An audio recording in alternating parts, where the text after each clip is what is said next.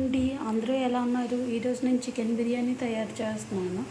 అందుకే నెయ్యి వేసాను, కొంచెం నూనె వేసాను, రైస్ బ్రాండ్ ఆయిల్, క్యాషు కరివేపాకు వేసాను. ఇప్పుడు మిగతా ఐటమ్స్ వేస్తానండి.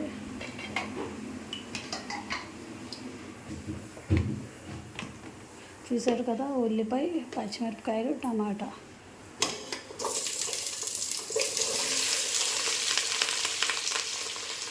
అల్లం వెల్లుల్లి పేస్ట్ వేయట్లేదండి, ఎందుకంటే ఆల్రెడీ చికెన్కి కలిపేసినప్పుడే అల్లం వెల్లుల్లి పేస్ట్ వేసేసాను.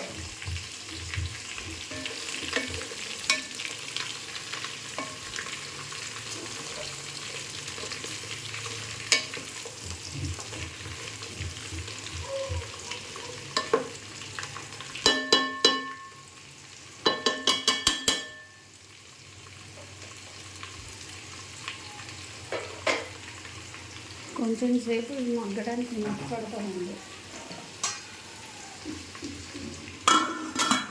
కొంచెం మీడియం ఫ్లేమ్లో పెట్టుకుంటాను.